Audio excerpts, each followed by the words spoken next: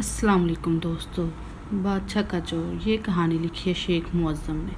बहुत पहले जब हर जगह बादशाह ही हुकूमत किया करते थे, एक मर्तबा एक बादशाह अपने एक मुलाजिम सरदार से नाराज़ हो गया और उसे दरबार से निकाल दिया और हुक्म दिया कि तुम दिन रात अपने घर में पड़े रहो, ना कहीं बाहर जा सकते हो और ना ही कहीं काम कर सकते हो। ये बज़ाहिर मामूली हुक्म था, क्योंकि दिन रात घर में पड़े रहना, कुछ काम काज ना करना, फारग वक़्त गुजारना बहुत मुश्किल होता है। वैसे भी एक आदमी एक ही जगह और एक ही किस्म के लोगों में रहते रहते घबरा जाता है और तो और बहुत वहशत होती है।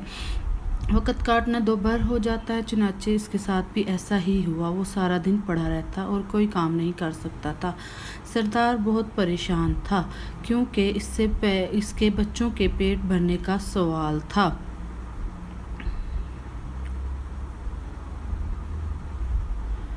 जब वो घर से बाहर कदम नहीं निकालेगा तो बीवी बच्चे को खिलाएगा कहाँ से। इत्तेफाक से कुछ दिनों के बाद बादशाह वजीर शहजादे बुलाएंगे। सरदार को एक तरकीब सूझी तो इसकी आंखें चमक उठी। इसने अपनी बीवी को पड़ोस में एक कीमती जोड़ा लाने के लिए भेजा।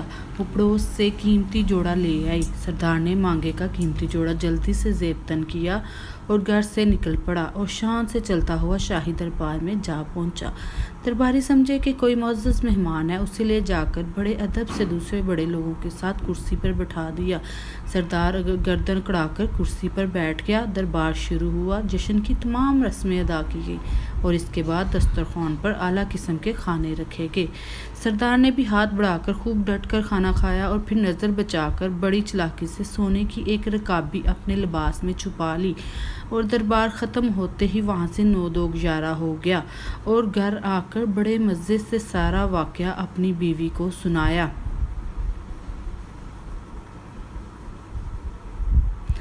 इसके बाद उसकी बीवी बाजार जाती और सोने की रकाबी का एक टुकड़ा काट कर फ़रोख्त करके कुछ रकम ले आई। यूं सरदार की ज़िंदगी आराम से गुजरने लगी और परेशानी दूर हो गई। इधर दरबार के मुलाजमों ने देखा कि सोने की एक रकाबी कम निकली है तो बेचारे बहुत घबराए और रकाबी ढूंढने के लिए इधर उधर दौड़ने लगे। बादशाह ने इनकी हालत देखकर कहा, तुम सब क्यों परेशान हो? मुझे मालूम है कि सोने की रकाबी गायब हो गई है और अब वो तुम्हें नहीं मिलेगी। मुझे ये भी मालूम है कि वो रकाबी किसने चुराई है। अगले साल फिर जश्न हुआ और दोबारा दरबार मेहमानों से भर गया। जश्न के अख्ताम पर मेहमानों को खाना दिया गया। सरदार इस मौका पर मौजूद था। खाना खाने के बाद फिर इसने नज़र बचाकर बड़े इत्मीनान से सोने की रकाबी अपने लिबास में छुपा ली। दरबार ख़त्म हुआ तो मेहमान जाने लगे तो सरदार भी महल के दरवाजे से बाहर नहीं निकलने लगा। अचानक बादशाह सामने आ गया। बादशाह को देखकर वो बहुत सड़पटाया और घबराकर इधर उधर देखने लगा।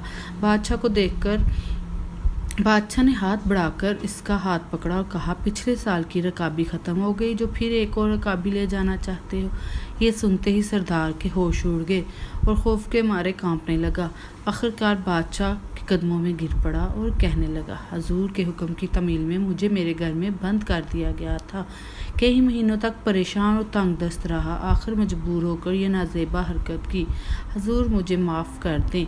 बादशाह कुछ देर सोचता रहा, फिर कहने लगा, अच्छा हमने तुम्हें माफ़ किया और तुम्हारी मुलाजमत भी बहाल कर दी। गलती हमारी ही थी। हमने हुक्म ही ऐसा दिया था कि आदमी भूख और तंग दस्ती से मजबूर होकर चोरी करने पर आमादा हो जाता है। अगर हमें तुम्हें घर में कैद ना करवाते तो शायद तुम ऐसी हरकत कभी ना करते। चाहो अब ऐसी हरकत ना करना। चोरी बहरहाल बुरी हरकत